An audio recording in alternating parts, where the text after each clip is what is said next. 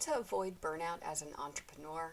Hey there, my name is Kristin Nicole, and in this video, I'm going to share how to avoid burnout as an entrepreneur, how to build your business without burnout, and especially if you are a deeply feeling woman or introvert or neurodivergent, this is going to be especially important because burnout in business is very common, especially if you're just starting out. So this is my hope for this video is that it's really great entrepreneurial advice for you, just getting started to help keep you going. So the first thing I want to mention is that burnout is one of the most common reasons why people quit entrepreneurship, and it's rarely talked about. Burnout isn't a sign that you're weak or lazy or that you're not cut out for business. It's usually a sign that the way that you're building your business doesn't match your energy or your capacity or your values. So that's why in this video, I'm going to cover burnout as an entrepreneur and how to avoid it so that you can keep going in a sustainable way that honors your energy and ultimately allows you to succeed. And it's really important to design an energy aligned business to help avoid burnout. And I'm going to discuss that in more detail in a little bit, along with the hidden burnout triggers that most people miss. But first, let's talk about what burnout in business actually looks like. So I just want to take a second and normalize this, okay? Burnout can be very common. It is very common. And it can show up as symptoms such as having constant exhaustion, having dread around work that you once enjoyed, brain fog or decision fatigue, having irritability or feeling kind of emotionally numb or emotional numbness, or feeling like you're behind no matter how much you do.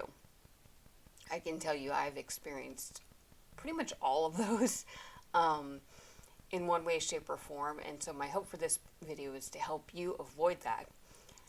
And it's important to note that burnout doesn't usually happen all at once. It's something that builds quietly over time. So the important thing to note here is that it's actually like a nervous system issue, okay? It's not something that is a failure on you. It's not anything that is could be construed as like having, bad work ethic or anything like that, or bad morals or values, or just not having drive, right? It's very much related to our bodies and working in a way that is out of alignment with what our energy style really needs. And so I want to talk about why entrepreneurs are especially vulnerable to burnout. Now, the reason for this is that entrepreneurs, especially getting started, and whether or not you think of yourself as an entrepreneur, if you are having an online business, that puts you in the entrepreneur category. And oftentimes that means that you may not have clear stopping points or good boundaries. Especially, I can tell you, speaking from experience, the boundaries thing can be really hard. A lot of times women especially struggle with putting up those boundaries because of the fact that we feel like, and not speaking for everybody, I'm just speaking with related to a lot of the women that I've spoken to. My experience is that if we put up those boundaries, we could be seen as not being helpful or not being looked down upon as just being selfish, that sort of thing, even though it's really just us having good boundaries. But women are more scrutinized in this sort of way, and so the lack of boundaries often becomes an issue. Now, entrepreneurs are especially vulnerable to burnout because they also feel responsible for everything. Or And oftentimes we are, when we're first getting started, we are responsible for everything when it comes to our business, right? But then there's things outside of that too, like tying our self-worth to our progress. And this is something, again, that, I've fallen prey to, comparing constantly to other people. So especially new beginners, be care, be, comparing themselves constantly to other people who they perceive as being more successful. So while they're when they're the point here is that when there's no external structure, having those good boundaries, having those clear stopping points, knowing when the compare-itis is setting in, that it's when there is no external structure around it, it's really easy to push past your limits without realizing it. Okay? And this is something that I also want to normalize, because many of us, introverts, neurodivergent individuals, women, we suffer from, deeply feeling women, we suffer from that, because of the fact that we often find ourselves in situations where we have to adapt and change and kind of contort into ways that are not normal or feel natural for us, just to make it through the day and make it through, like, especially coming from a 9 to 5 job, doing a lot of masking. And so that ends up causing these sorts of things to pop up as well when we are starting our own business. So I want to address that burnout is actually a design problem. It's not a discipline problem. Okay, so if you're feeling burnt out, or if you start down this path and you're noticing those burnout symptoms, it has nothing to do with you not being motivated or being disciplined in doing your work. Okay, burnout doesn't mean that you need more motivation.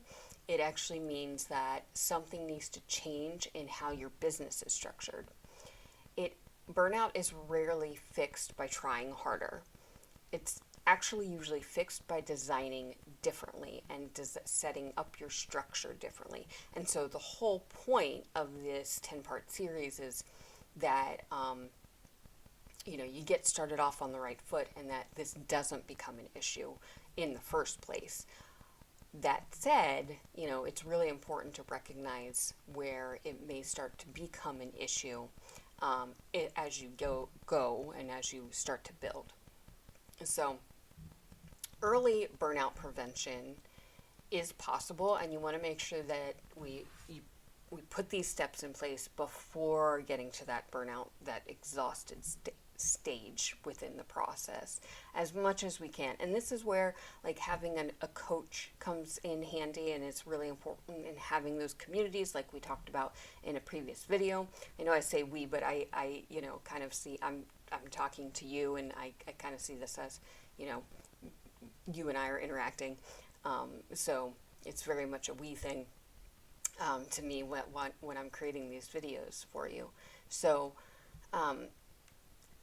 the thing to keep in mind is that burnout prevention really starts with identifying and understanding realistic time frames. Okay, setting fewer priorities, having clear boundaries, and really giving yourself that permission to grow slowly in this process. You don't need to earn rest by overworking first. And I think that is a common thing, especially if you have been raised in the United States, where I am from. We tend to prioritize work in this country over rest. And the thing is that there's actually kind of a counterintuitive argument where if we prioritize play first, we can be more productive in our work. And so, and part of play can be that rest aspect, right? So you don't need to earn rest by overworking yourself. Really, just, I can't stress that enough. So the idea is you want to create an energy aligned business. So creating an energy aligned business design, right? You're designing your business with this in mind. So what is an energy aligned business design? Energy aligned business design means choosing a business model that matches your energy, pacing work in sustainable blocks, limiting constant context switching, and designing days with recovery built in. And those are really kind of the four main factors in having that energy aligned business. So this is what we've been focused on throughout this entire series. Like I said, your business should really support your life. It should not consume your life. And my suspicion is that if you are a part of this 10-part series and you're watching this, that is really what you're desiring to do, is having a business that supports your life instead of completely consuming it. I tend to work with individuals and be one of those individuals where it's like I want to enjoy life, and I want my business to support that, as opposed to the other way around, where I'm just constantly working and have very little time to really enjoy my life, because we only get one. Or at least one conscious one, even if you believe in multiple lives and reincarnation, that sort of thing, that we know of. We only get this one life, so we really want to, it's important to be able to enjoy it. There's that, of course, I'm sure you've heard the saying, nobody looks back on their life on their deathbed and says, I wish I would have worked more. So the idea is we want a business that supports our lifestyle and everything that entails. So let's talk about some of the hidden burnout triggers that most people miss, okay? And this is something where, keep coming back to this video if you need to, and rewinding it and listening and playing it over and over just for some validation, right? And to keep an eye out and reminders of what to look for. So some of the hidden burnout drivers are doing too many things at once, not having clear priorities, constantly comparing, getting caught into that compare-itis, of comparing yourself to someone else in their business. And believe me, I get caught up in this too. It is very easy to do, and comparison is the thief of all joy.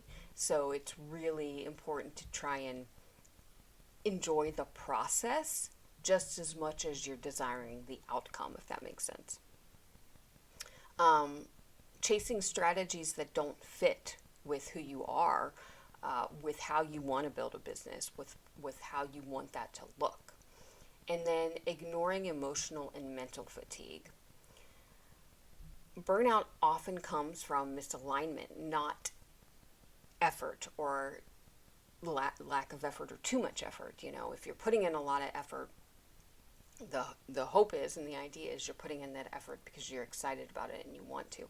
And that said, it can be hard to stay excited about something when we're waiting for those results.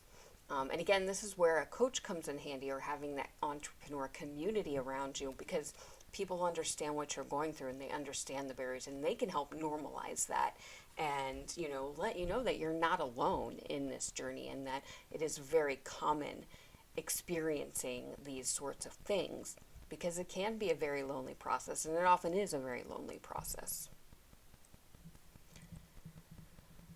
So let's talk about rest, okay? Rest is actually a business skill. It's not a reward for a job well done.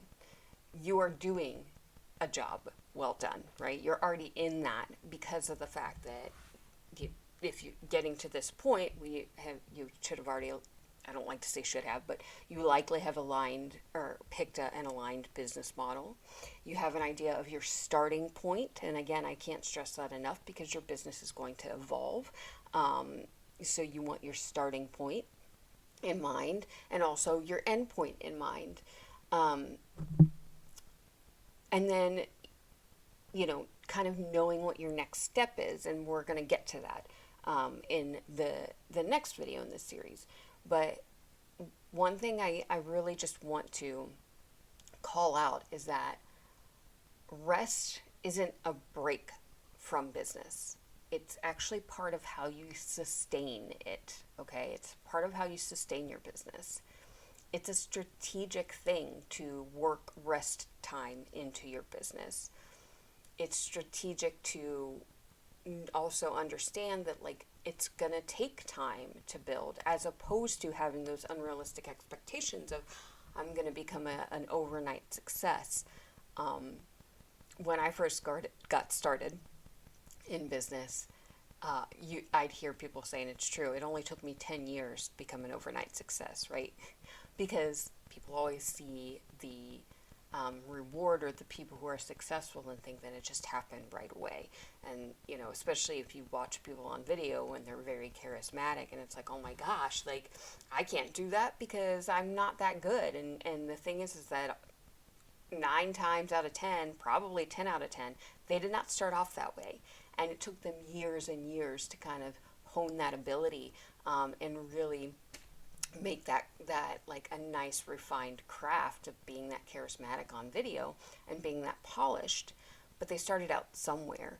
And so, and there are some who may, you know, go fast, but this whole series is about normalizing the process too of going slower and not expecting to be an overnight success, because there's nothing more draining and kind of killing of the business aspect in the business world if you're expecting to be an overnight success, right? Because that invites a whole lot of disappointment. It's great if you are an overnight success, and if it comes very quickly, but that's not the default.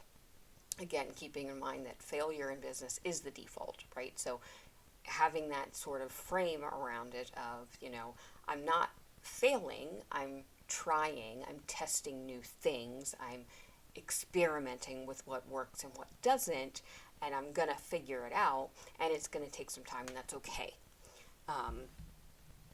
So rest being worked into business and having that be one of your business skill really helps to improve decision making. Rest helps to support creativity, and rest actually helps to prevent resentment. So not resenting your business. A sustainable growth beats fast growth, and that's part of working rest into your business, recognizing that that is what's sustainable, and that's actually going to help you grow over the fast growth. And this also kind of, the point around this is that, you know, we want to get out of that hustle culture mentality. Fast growth often looks exciting, but it's rarely sustainable, especially long term. Now, it could depend on what you're doing, but for most of us, it is not a sustainable thing to grow fast, and to you know, really be putting in so much maximum effort to grow fast, because that is a really quick way to burn out very, very quickly. And whether that is, you know, one of the ways you can grow fast is by running ads, but that's a lot of trial and error. And so not only you might burn out from running those ads, but you might also like dig yourself into a debt hole of running all these ads, testing all these things that work, right? So that's why even in that case, if you go slow, and it doesn't mean, you know, super slow, like there's kind of parameters around that. When you are testing ads, it's kind of good to test 3 at a time. Now this series is not about that. That's like a whole other thing. But when you are testing things, you want to have stuff to compare it to. In that case, right? So we're not comparing ourselves to other people in their business, but comparing things like ads. That is helpful information. That's good data. But that also takes a long time to do. It can, anyway, which means that it can take a lot of money as well, depending on the ad platform. So the idea to this, and what I really want you to walk away with and kind of think about is, and offering a reframe, I guess, to rest as a business skill and sustainable growth beating fast growth is that slow and steady growth is often what allows people to stay in business long enough to succeed, okay? Because they are very focused, and knowing that, like, hey, I'm going to be able to take these small steps today, and it's much less overwhelming, and it allows you to stay consistent with it as well, okay? Now, what can you do if you're already feeling burnt out?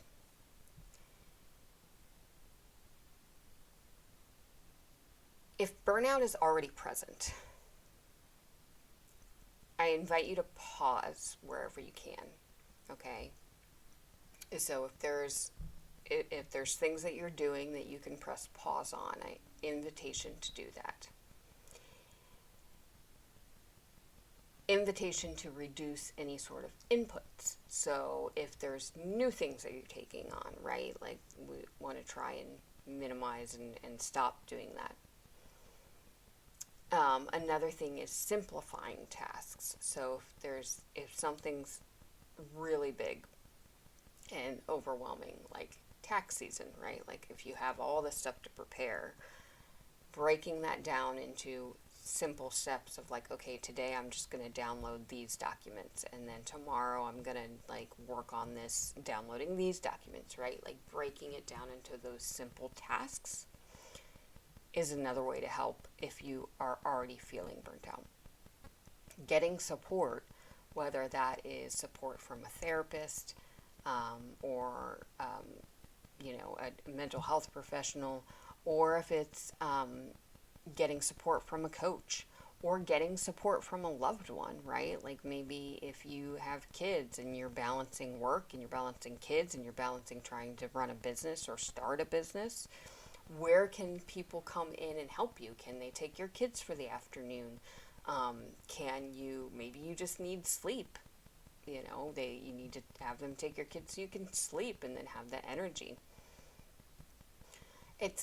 One thing, that's really important to keep in mind is that burnout is not a failure, okay? It's really just information. Again, it's data letting you know that what you've been doing up to this point, there's something out of alignment. And so we need to figure out what that is and then how to pivot and adjust. And again, that's where having a coach or having someone in your corner, having that community can help. The community aspect may be a little bit difficult because you're going to get varying opinions, and that can get really overwhelming. But highly recommend a coach in this sort of scenario, even if it's just temporary, even if you just get a few sessions or that sort of thing, or a mental health professional if you need that. And there are mental health professionals who help deal with burnout. And again, not a failure, they're just another person to be able to support you in your needs there. The long-term goal of our business, right, is not constant productivity. It's not endless scaling, and it's not grinding forever. The long-term goal is a business that you don't resent, and it is work that you can sustain, and it's growth that fits your life. So let's talk about how to avoid burnout in business, and I've talked about that a little bit, but I'm just going to kind of recap, right? So, because we're kind of coming to the end here. So before we wrap up, I want to summarize what burnout prevention actually looks like in very practical terms, because this is where the clarity matters, okay? So, number one, choosing fewer priorities at a time. One of the fastest paths to burnout is trying to build everything at once, okay? So you want to pick one business model at a time and work on that one, okay? Not switching, like really give it a good effort. using one primary technology platform at a time. Maybe you've decided to go with an all-in-one technology platform, and that's great. Use that one until you kind of get it figured out and things start running for you. Or maybe you just decided you need a calendar system and that's it, and a way to take payments and that's it, right? And that's fine. You don't need more than that.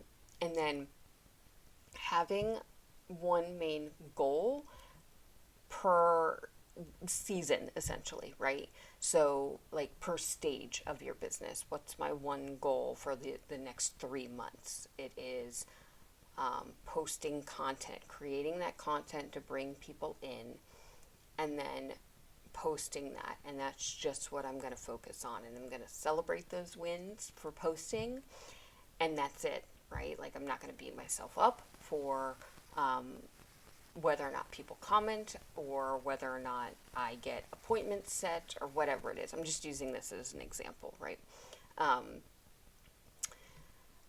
Number 2 is building at a pace that you can sustain. And this is going to be different for you versus someone else. Burnout often comes from working at a pace that you just can't maintain. So consistency matters more than intensity. So if you want to post content, posting content once a week versus posting it every day, if that's what you can be consistent at, that's going to be more powerful, posting it weekly, than trying to post daily and then all of a sudden after like a week and a half, you're like, I'm just done, right? And slower growth is still progress, okay? So that's something to keep in mind. If you can't imagine doing something for this way, whatever this way is that you choose, for a year, it's probably too much. So if you can't imagine posting content every single day for a year, or maybe you pick, the Monday through Friday for a year, then that's too much. If you feel comfortable with posting content once a week for a year, then that's your direction, right? So thinking about if you can't imagine doing it that way that you've chosen for a year, then it's probably too much and you want to scale it back a bit. Number 3 is designing your business around your energy, not someone else's energy. And again, the whole point of this series, designing a business around your energy, not what the gurus tell you should be doing, okay? And that's not to, I'm not trying to disparage anybody. Like, they found a way that worked for them, and I think that's what's often forgotten or not stated. Hey, this is the way that works for me.